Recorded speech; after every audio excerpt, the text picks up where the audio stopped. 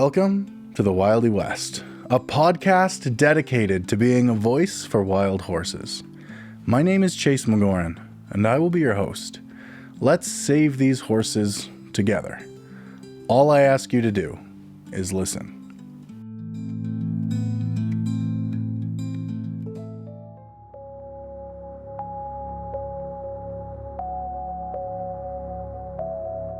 Recently, I tried Googling how often the Albertan government has conducted culls of Alberta mountain horses over the last 30 years.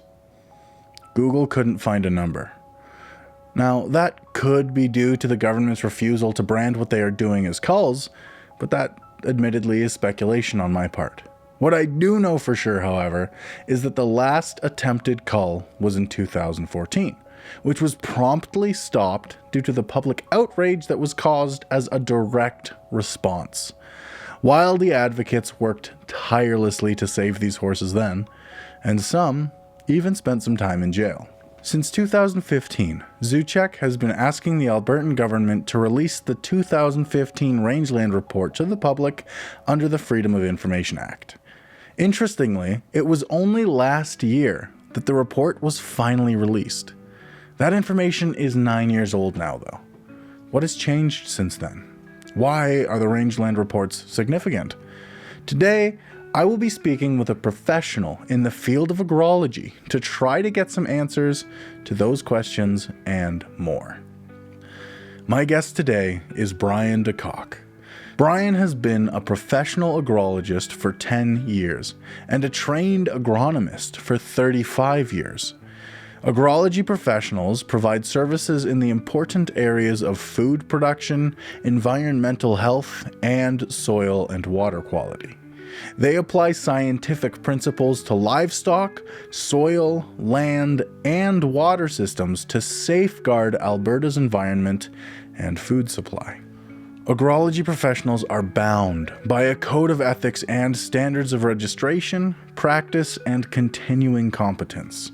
Brian's role as both a private and industry agronomist has been to help farmers, ranchers, industry, and others involved in food production to improve their management practices in the production of a safe, abundant, and affordable food supply.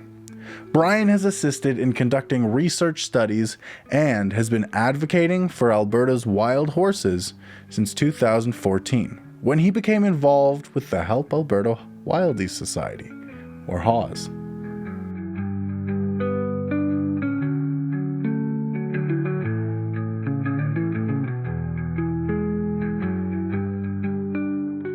Hi, Brian. Thank you so much for joining us. Today, we will be discussing the 2015 Alberta Rangeland Health Reports conducted by the Rocky Mountain Grazers Forest Association. These reports were used by the Feral Horse Advisory Committee to justify their management of feral horses. Can you tell me about the study area where these reports were conducted? Sure. Well, before we get started, there's a couple of terms that I'll put out there just for the benefit of the listeners. First of all, we now call the horses the Alberta mountain horse. And the reason we do that is they're actually a unique breed with unique genetics that's found no place else in the world. And they're also in a unique geography. So you've got a combination of unique genetics and unique geography right up against the foothills. So we thought Alberta mountain horse is a much more appropriate name than just wild horses. Okay. The second thing is I thought I'd maybe explain what a grazing allotment is, because we use the term allotment.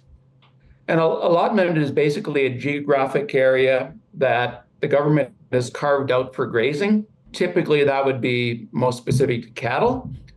So in the eastern slopes, the area that we're going to be talking about today, you've got a number of grazing allotments that were carved out by the government back in the 1880s. And the intent was to gain some economic value out of those areas. Before the buffalo were eliminated, the buffalo would have grazed there in the winter. They would have moved out to the plains in the summer and then come back. So after the buffalo were gone, then the government allowed cattle grazing to graze there. So an allotment basically is a geographic space the government license out, or they have a licensing process where they allow cattle ranchers to lease part of the land for grazing. So they call these geographic areas the allotments. Okay. Now, specific to wild horses, They've also got overriding that is 6 what they call equine management zones. I'm just going to refer to them here. They're the Elbow, Sundre, Ghost, Clearwater, Nordegg, and Brazeau zones. So for the 2015 reports, the Ghost equine zone had 8 evaluated allotments or grazing regions. The Sundre area had 4, and the Clearwater equine zone had 1 evaluated allotment. So it's a fairly big geography. They've really got them divided up for management purposes. Okay, for sure. Why were only the 2015 rangeland health reports included? Well, that's a good question. They were the only ones done because they were the only rangeland health reports that have been made available. There are reports that have been done since then. We'd like to get our hands on them, but unfortunately, we're not able to. The government of Alberta has refused to release them. And ZooCheck has gone through a lot of work and legal effort to try and get them released, fighting almost 8 or 10 years now to get the 2015 reports done, but they've had no luck. Now, they've got the Freedom of Information Officer involved, and the 2015 reports were ultimately released by under order from the Alberta Information Privacy Commissioner. Basically, they were forced to release them. Now, unfortunately, in 2018, the government contracted out that whole process through a memorandum of understanding, or MOU, through the Rocky Mountain Forest Grazers Association. That was 2018. So now the government is saying they no longer have the reports. You have to go to this group.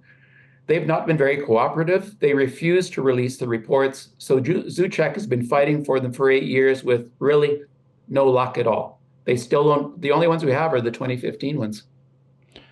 Oh, okay. What was the objective of taking a deeper look at these reports?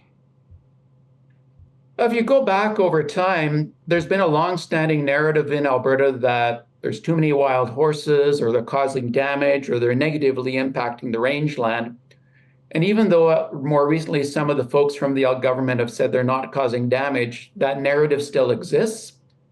So the objective was really to drill down deep, see what impact the wild horses exclusively are having on the rangeland as compared to the other factors. You know, the eastern slopes are a fairly busy place. You've got wild horses, you've got a lot of cattle grazing, probably 6 to 7 times the number of wild horses that are there. You've got clear-cut logging going on. Mm-hmm. You've got oil and gas drilling, so you've got well sites and pipelines. You would have random camping, there's quadding, off-highway vehicles that are active out there, truck use activities. As a consequence of that, you also got a lot of non-native species that have either been planted there or have migrated in. Anytime you get open space, you're going to have invading plants come in. So given the volume of this, the focus was really to stay on wild horses. What impact are wild horses exclusively having on the rangeland? And if there is impact, how broad is it? And is it significant? Because just because they're there doesn't mean they're necessarily causing damage. Yeah, absolutely. How are the rangeland reports conducted and evaluated? Sure. So to the best of our knowledge, the rangeland health reports are conducted on an annual basis by the group I mentioned earlier, the Rocky Mountain Forest Grazers Association. They do the site assessments, and they provide numerically ranked health assessments, observations that are done during the growing season.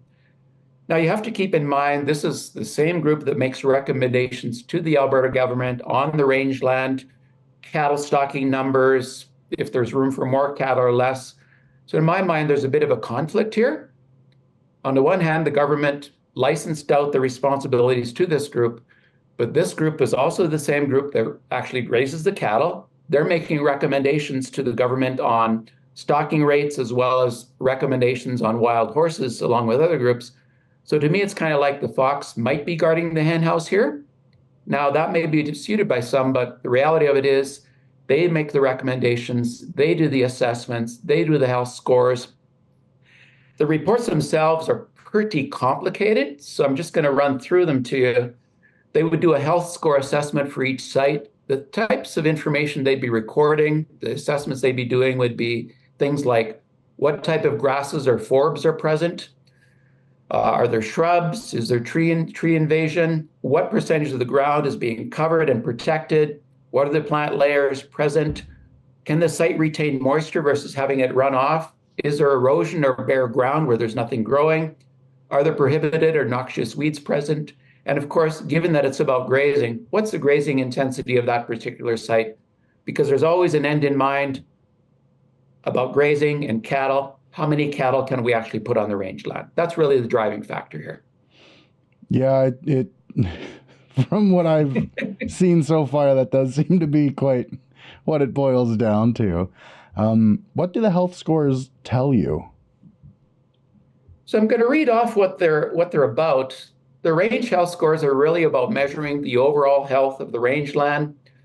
Given who conducts the reports, I would suspect there's a bias towards grazing potential for cattle, too many cattle, not enough cattle. There are a lot of references to cattle grazing through the reports, even suggesting in some areas that they could actually use more cattle. So what the rangeland health scores provide a cumulative measure of the health and the function of the rangeland for a specific area. It's really a good rapid assessment tool. It gives a snapshot of the site and possible impacts of disturbance and management. Now, they'd also say that it functions as an early warning system. So for example, if there's impact or damage, it could alert the rangeland users and the government on a potential issue or issues so that changes can be made before further degradation occurs, which would make it down the road maybe not usable for grazing at all. Okay. That wouldn't be ideal. How comprehensive are the rangeland reports? Sure. So they can be divided into three broad categories. The first one would be healthy. And that's where on a score from 0 to 100, it would be 75 to 100%. And what that score means is the rangeland is in good health from a grazing perspective. All the key functions of rangeland health are being carried out, they're performed. It's a positive message about the current management practices, current stocking levels, distribution, grazing practices. It's really about maintaining optimal rangeland health. So it means the site's in really good condition for grazing. Okay. The second one would be healthy with problems. So that means that it's not as good as the ones we just talked about. Most, but not all of the key functions of the rangeland health are being performed, but this site may require further monitoring. It could be an early warning system that maybe some minor, perhaps major adjustments are required, potentially even reducing cattle grazing opportunities. Now, typically a site like this, a claim could be made that it's unhealthy, but with the right management, it could come back to a healthy with no issues type of status. However, that's not necessarily the case. There may be some sites that could never return to a truly healthy category because they might have invasive species such as Kentucky bluegrass, brome, or timothy. They may be heavily compacted by traffic, which means that plants have a hard time growing. Moisture retention is poor. Maybe there's been some soil erosion. So this would be a warning sign. If you see a site that's healthy with problems, that's typically when we need to pay attention to that site and make sure it doesn't get worse. And what actions can we take to recover it back to a healthy site? Okay. And then sorry. Go ahead. No, you go ahead. The last one I was going to mention is unhealthy. And that would be a score of less than 50%. That means the rangeland is in poor or potentially declining conditions. So the normal functions of a healthy rangeland are not being performed and action is required, might even be urgent action, significant management changes. It might mean that the cattle have to be taken off. It might mean that less cattle are there. It may mean that mechanical action is required, reseeding. And when a site like that gets to unhealthy, it means that it might take a few years to regain a healthy class, if in fact it does at all. Now, keep in mind, these reports are extremely detailed. I commend the agrologists who actually did them. They're probably as comprehensive as you can do in the Eastern Slopes, given the sheer geography and the hundreds of thousands of acres we're talking about. So overall, in the 2015 report, there were 3,875 pages that had to be reviewed for the Ghost, the Sundry, and the Clearwater, keeping in mind they only did those three. If in fact they were to do all 6 of the equine zones, you'd be talking possibly tens of thousands of pages. Now, out of the 3,875, there were just over 2,194 pages that had various types of observations and assessments. There would be the site description forms, there'd be vegetation inventory forms, and the site assessment score sheets as well. The remainder of the pages, that gap between 3,875 and 2,194, would have been photos, some handwritten notes, and some database files. So for the sake of the report, the only ones I included were sites with completed site assessment forms, numerical site forms, and site description forms. So that worked out to a total of 483 sites where we had the assessment scores and the site descriptions included. So still a lot of paperwork. Yeah, that's very comprehensive, for sure. And what were your findings about these reports?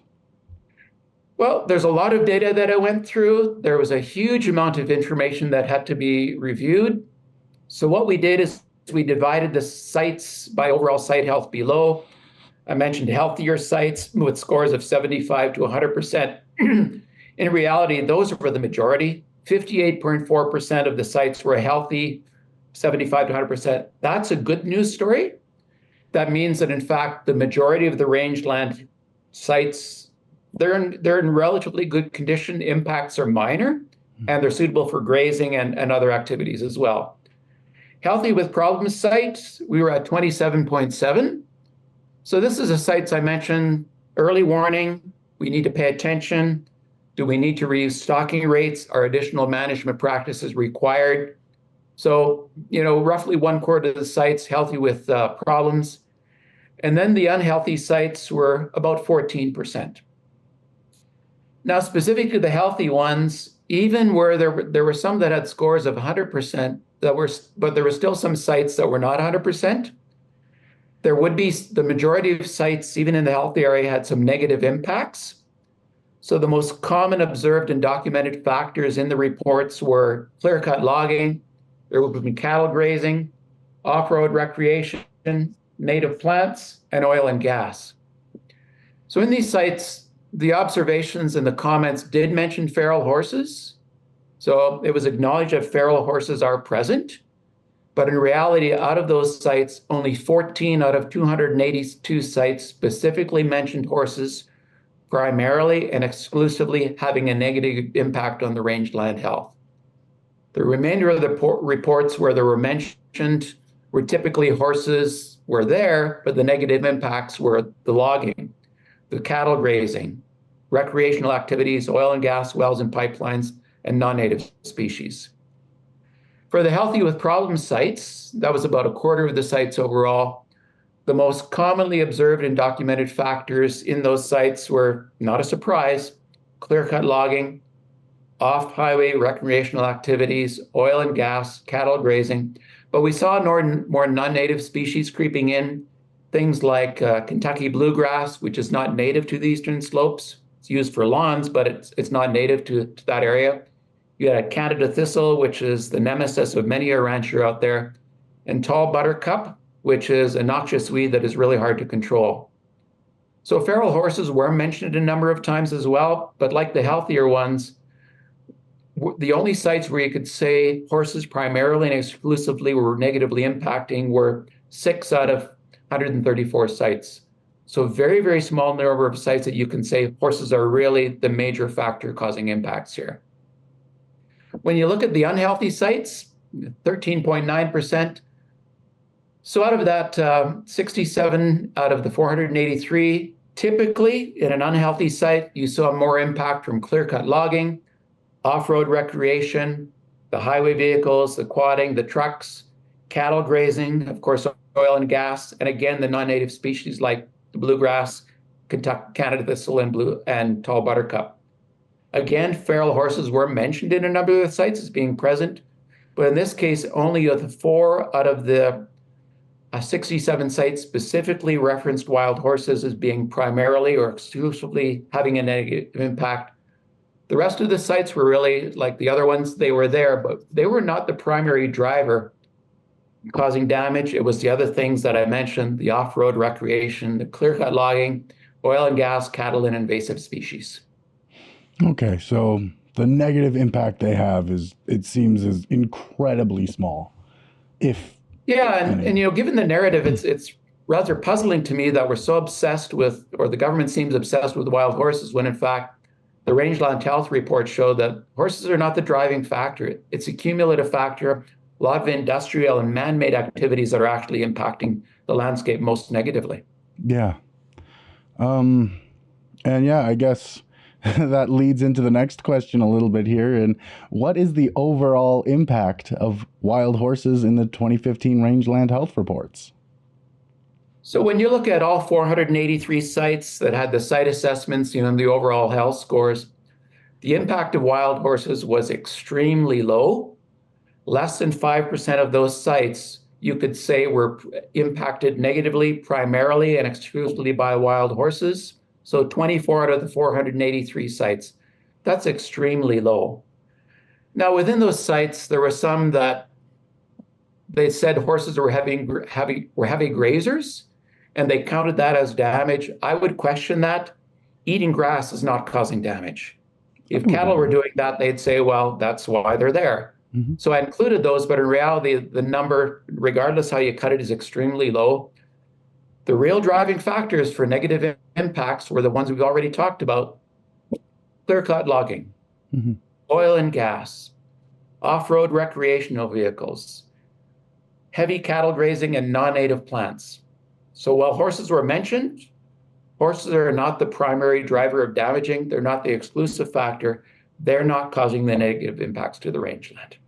Yeah, and grazing seems like a silly, seems silly for damage if they're just grazing, especially with the way horses end up grazing. Yeah. But yeah, what do you know about the damage to the rangeland caused by cattle, OHV use, oil and gas development, invasive plant species, and clear-cut logging?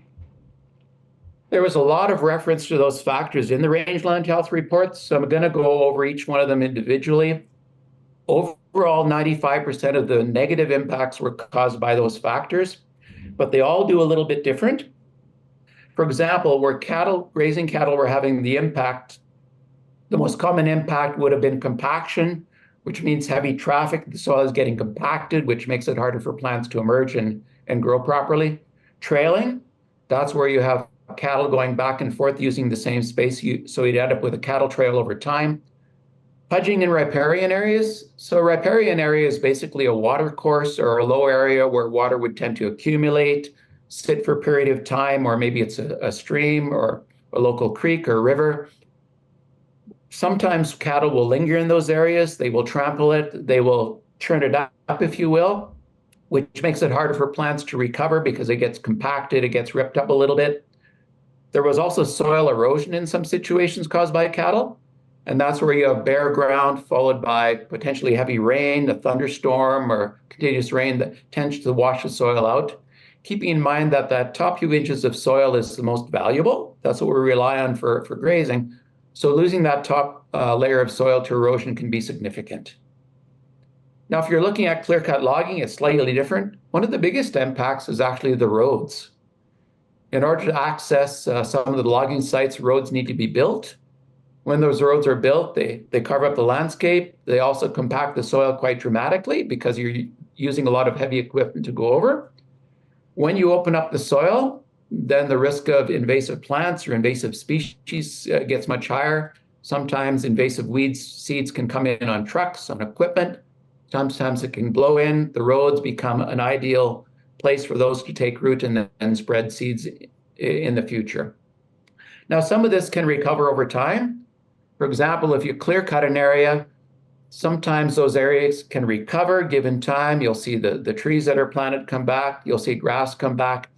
But overall, the compaction is probably the most negative thing from clear cut logging. Now, for off-road vehicles, it's kind of a lot of the factors I mentioned, some of the impacts, roads and trails. Some of the off-road guys don't really like to stay on recognized trails, or there may not be a trail there. So they'll create their own. That means over time you'll get compaction. Not unlike the clear-cut logging, you'll have weeds present. If you get compaction in trails, when you get heavy rains, you'll see erosion, and over time, the soil will be washed down. You'll have degradation of some riparian areas. If they rip through there and rip it up and cause channeling or compaction, you can impact the riparian areas, and they need time to recover. And of course, loss of grazing habit as well. For oil and gas, it's very much like the other ones as well. The difference with oil and gas is typically after a well site is reclaimed or you've got a pipeline that's removed, they will reseed it in order to prevent erosion, to stabilize the soil. But quite often they'll reseed it to species that are not native, like some of the Kentucky bluegrass that I mentioned. So that means the native vegetation never has a chance to come back. Instead, you get a non-native vegetation, which may not have any grazing value. It might not be as resilient to various weather conditions. So it's less than ideal, but that's how they're preventing the soil from eroding further. So none of these are ideal, but unfortunately, that's the reality of the eastern slopes.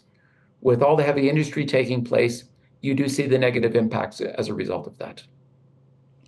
Okay, for sure. Thank you. And I said OHV earlier, but I didn't explain what it stands for. Could you just say what OHV stands for? Sure. It's a pretty broad category. We call it off-highway vehicles.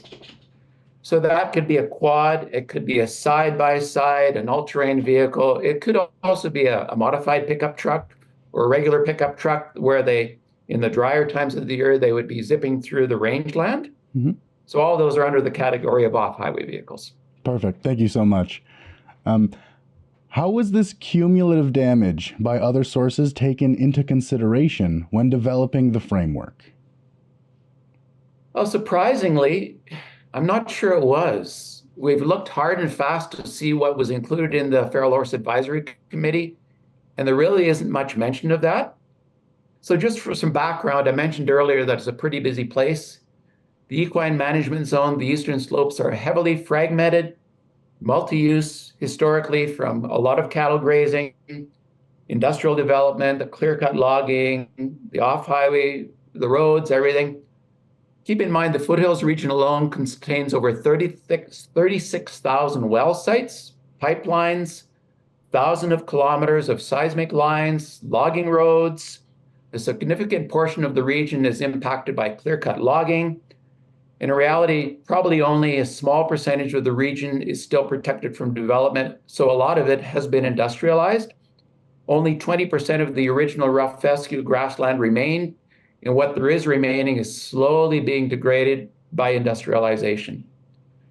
So back to the feral horse management report, I didn't find any reference to the cumulative impacts to the rangeland by the factors that we've been talking about, nor did I find any specific reference to negative impacts by wild horses, nor was there any reference to the rangeland health reports, which I find really puzzling, given that the government is still planning on culling wild horses, and whether it's contraception or removal, to me, it's still a cull, because they're removing animals from the gene pool and reducing the genetic biodiversity.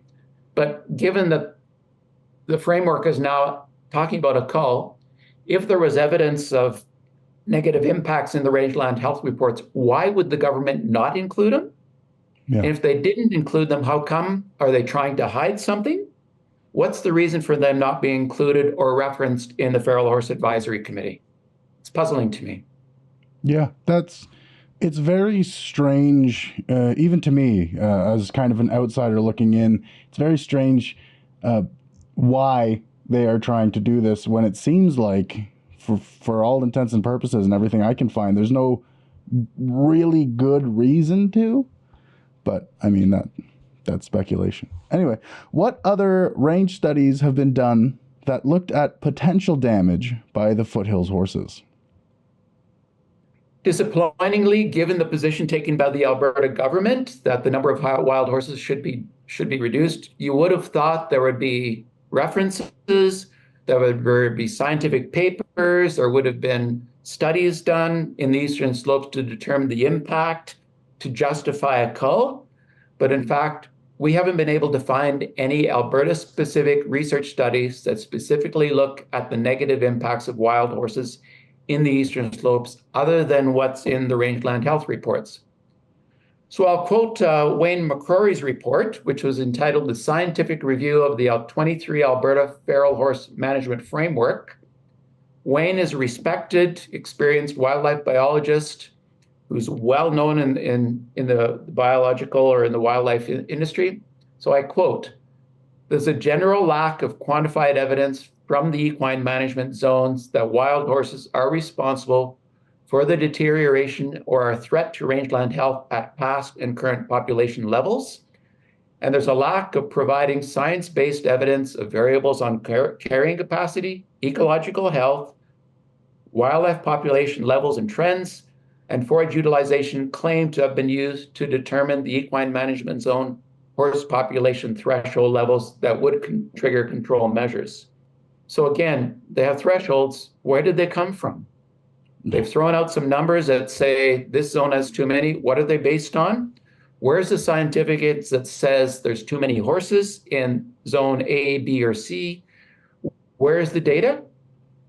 So to continue on Wayne's comment, such a lack of scientific rigor in some aspects of the Alberta Feral Horse Management Framework indicates that management is still skewed exclusively towards targeting the control of wild horse numbers, while there is no inclusion of control or remedial measures for reducing negative impacts or restoring the rangeland health, documented in the 2015 rangeland health reports caused by cattle, OHV, off-highway vehicle use, oil and gas, well sites, pipelines, and clear-cut logging.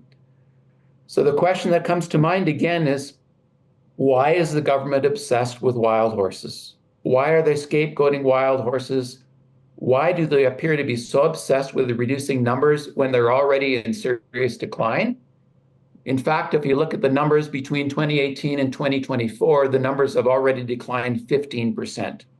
So we're down to barely over 1,400 horses, which is a very low level for genetic diversity. Why are they continuing to refer to the horses as feral? They're treating them like they're barnyard escapees from last week, when in reality, the genetics say that these horses have been on the landscape for hundreds of years.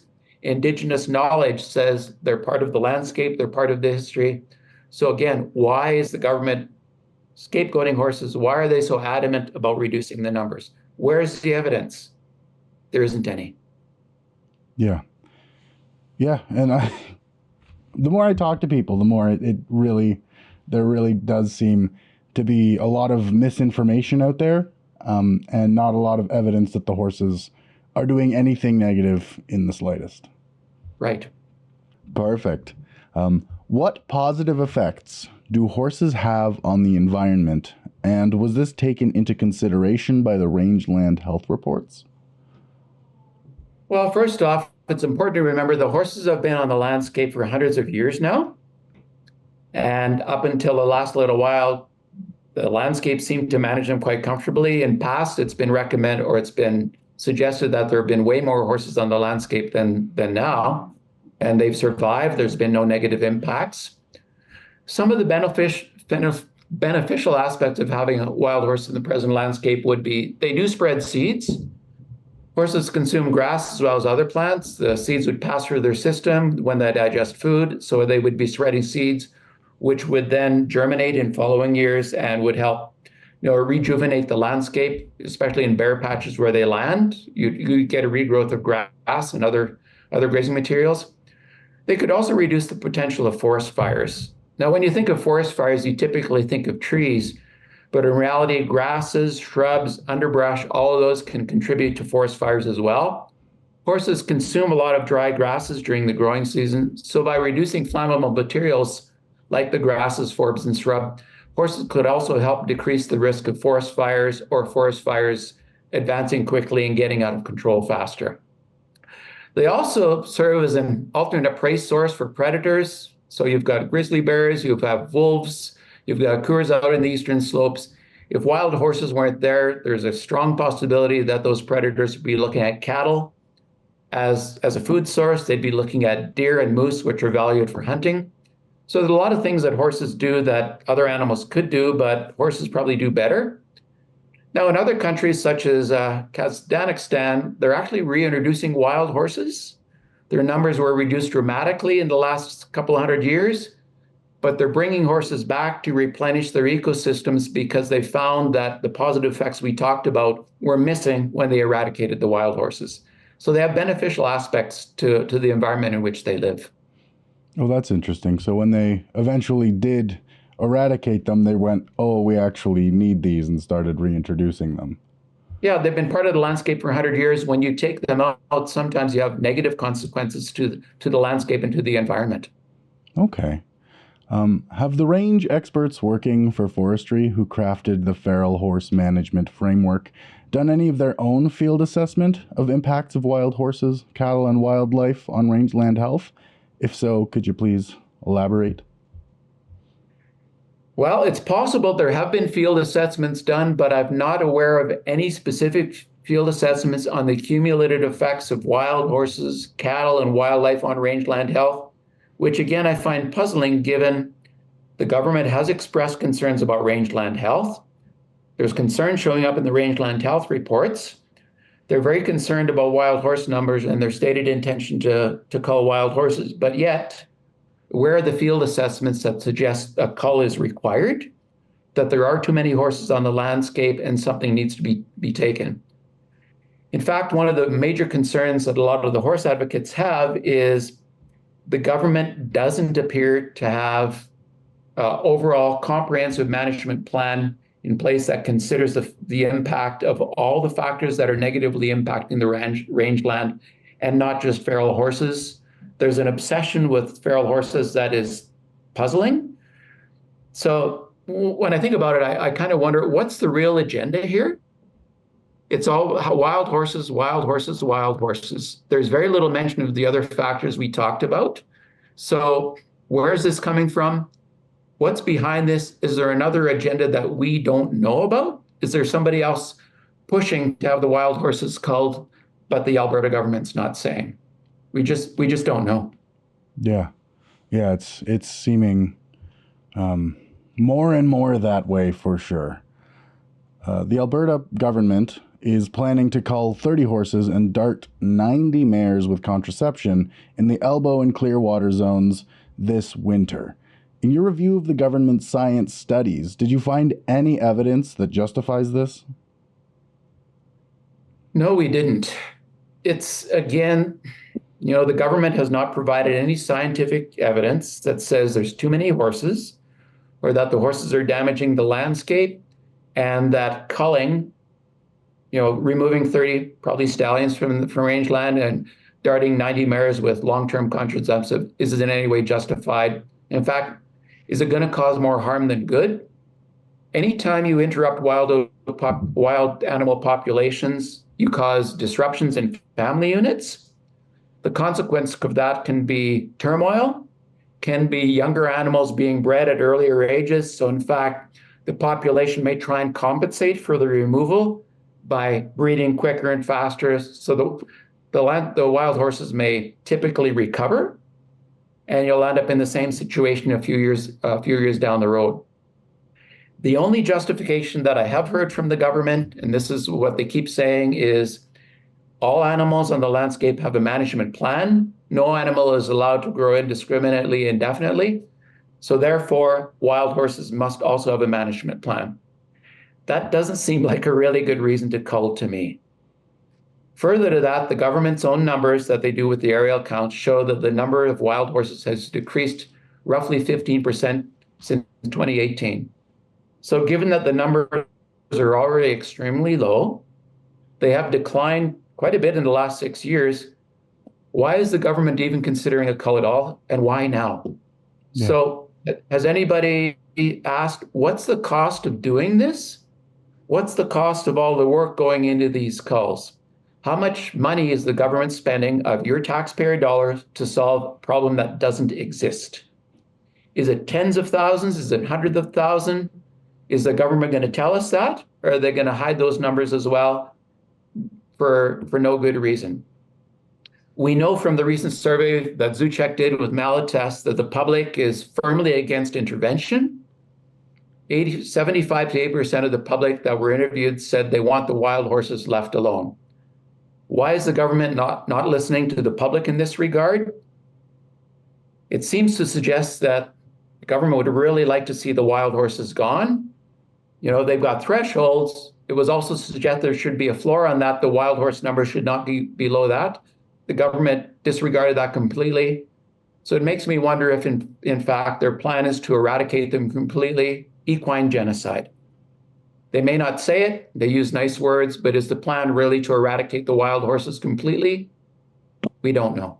Yeah, and I mean, I saw recently, actually doing the intro for episode 2, I saw that what is known as the safe threshold for horses, or not horses, but any wild species, is 2,500 mature adults. And we're well below that. So the fact that the government is still trying with these culls, to me, I don't see the purpose. It seems ridiculous. And their management plan feels flawed. Yeah, it's almost like a slow burn. I wonder if there's some stakeholders behind the scenes that are pushing the government to take action because they want the rangeland. Do they want to graze more cattle? Do they want to do more logging? Are they going to turn it into tourist? Like, what's the government's real objective here? It's hard to tell because all they're saying is too many horses, but they're not providing any justification for it at all. They're not explaining any scientific, biological, or economic rationale why horses have to be reduced. None whatsoever. So what's the real agenda? Yeah. Do you think culling and contraception will achieve the government's goal to reduce environmental damage and protect rangeland health? How can it? The answer is no, because if horses are not causing the major negative impacts to the rangeland health, removing horses on a continuous basis won't do that.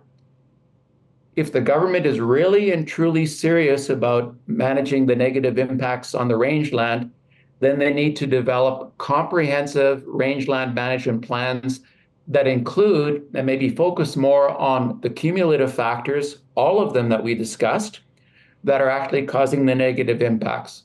That would be clear-cut logging. That would be oil and gas development. That would be off-highway. That would be excessive cattle grazing. That would be managing invasive species, either planted intentionally or not.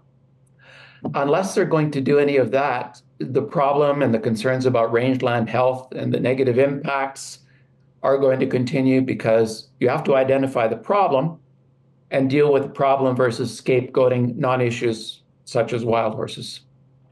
Yeah, it's like throwing a Band-Aid on something you need stitches for. It's not going to work, right? Yeah. So, okay. 2 more questions for you here. The first one is, why should people care about these horses? Well, to start off, there's a lot of people that have strong attachment to the wild horses in Alberta, the Alberta mountain horse. Horses in Alberta are part of our unique heritage, our identity, even in the present day. A lot of people have a strong attachment to horses in Alberta. Alberta has more horses per capita than any other province in Canada, which means that people place a lot of value on having horses on the landscape. They provide a lot of enjoyment. In fact, there's a number of photographers that frequent the eastern slopes to take pictures. They have a number of followers, people who love watching the wild horses, observing the wild horses, taking pictures of the wild horses. The Alberta horses are unique. The genetics are unique. Unique breed, mixed breed that is found nowhere else in the world, in a landscape that is found nowhere else in the world. The eastern slopes with the Rocky Mountains in the background. These horses have existed on the landscape for 4 centuries, and they're actually a key biological component of the entire ecosystem in the eastern slopes. They're a food source for predators. They help spread seeds. They help reduce flammable materials, combustible materials that can help reduce the severity of forest fires. They also provide a tremendous opportunity for Alberta. Tourism and tourism-related businesses, that's an untapped revenue source that people tend to forget. Each year, there are tourists that come from all over the world just to look at wild horses in their natural habitat. So there's something we need to look at there. In a real sense, I think the wild horses embody everything that we value about Alberta and that we like to think of ourselves as. They're magnificent, they're strong, they're wild, and they're free. And Albertans want to keep them that way. And we should be helping do that. Yeah, I agree with that. And then what can we do to help? Well, the first thing is I tell people, go and see the wild horses for yourself. See how well they're adapted to the landscape. See how well they fit with the eastern slopes. Appreciate their beauty and how integral they are to the landscape. Even if predators are keeping the numbers in check, they're still part of the landscape and the ecosystem there.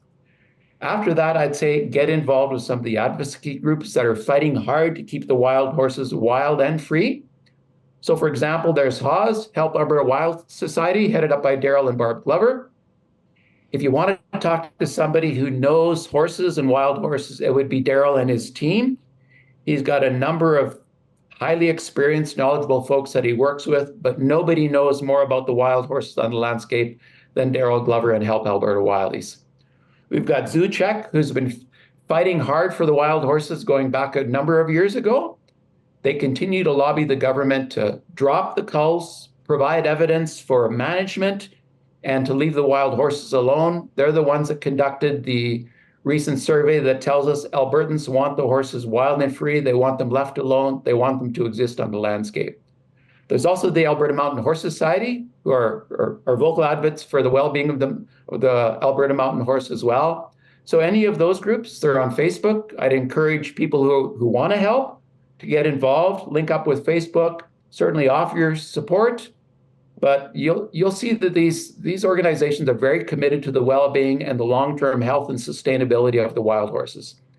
Lastly, write to the Premier, write to the Forestry and Parks Minister, write to your local MLA, and let them know that you want the horses to stay wild and free on the landscape. Tell them that you know there's no evidence that horses are causing negative impacts.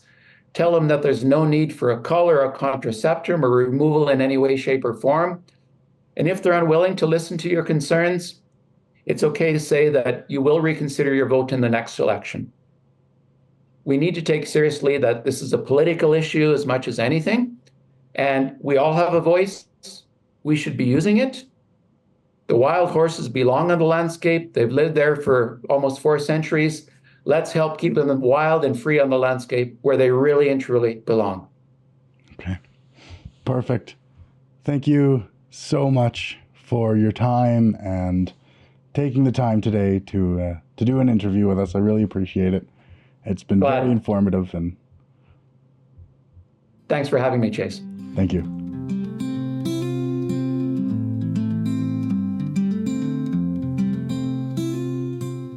Thank you so much for joining me as I interviewed Brian de Kock in regards to the 2015 Rangeland report. The amount of support we have received from you has really meant a lot, and it brings us closer to seeing these animals saved. A huge thank you to everyone that I was lucky enough to interview this season. If you want to help, there are a ton of different things you can do. If you live in Canada, you can write to your local member of parliament or directly to the Minister of Parks in Alberta. If you aren't as comfortable doing that, you may wish to follow the Help Alberta Wildies Society or HAWS on Facebook to get more involved and see what other things you can do. And of course, every like and comment means a lot, and clicking subscribe on YouTube will do even more for us. Every little bit truly does help, and it allows me to show tangible proof that people care. If you would be so kind as to share this with friends or family that you think might be interested in this topic, or who you think would want to help, I would really appreciate it. If you would like to follow us on social media, you can find us on Twitter or X and Blue Sky using the tag @TheWildyWest. For any business inquiries, please contact us at thewildywest@gmail.com. I'm your host, Chase McGoran. Tune in next week when I tell the cliffhanging story of Tumblr. Thank you once again for listening to The Wildy West.